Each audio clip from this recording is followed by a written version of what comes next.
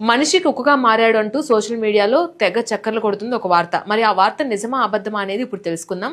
జపాన్లో టోకో అనే వ్యక్తి తనకి చిన్నప్పటి నుంచి ఎంతో ఇష్టమైనటువంటి ఒక కోలి కుక్క జాతికి సంబంధించిన వేషధారణ అయితే ఆయన 12 లక్షల రూపాయలు ఖర్చు పెట్టి ఆయన ఆ కాస్ట్యూమ్ ని తయారు చేయించుకోవడం జరిగింది. అలా తయారు చేయించుకొని కుక్కలా కనిపించే విధంగా ఆయన మనకి కనిపించాడనమాట. సోషల్ మీడియాలో వైరల్ అవుతున్న ఈ 220 కోట్ల సర్జరీ వార్తలైతే పూర్తిగా ఫేక్ అని తెలుస్తుంది. ఇది కేవలం ఒక ప్రత్యేకమైన కాస్ట్యూమ్ అనే మాత్రం వాళ్ళు చెప్తున్నారు.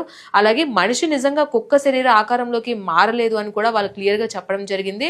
జపాన్ కు చెందిన జెప్పెట్ అనే ఒక ఏజెన్సీ సహాయంతో ఈ వస్త్రధారణ అయితే అతను కొనుగోలు చేసినట్లుగా తెలుస్తుంది. దాదాపుగా ఈ కాస్ట్యూమ్ కి 40 రోజులు పట్టింది. అలాగే దీని ఖర్చు చూసుకున్నట్లయితే ఇండియన్ కరెన్సీలో 11 నుండి 12 లక్షల రూపాయల వరకు కూడా వాళ్ళకి ఖర్చు అయినట్లుగా తెలుస్తుంది. చిన్నతనం నుండి జంతువుల మారాలనే వింత కోరిక ఉండడంతోనే అతను ఈ కాస్ట్యూమ్ అనేది వేసుకొని బయట తిరుగుతూ వీడియోలు తీసి తన యూట్యూబ్ ఛానల్లో షేర్ చేస్తున్నాడు.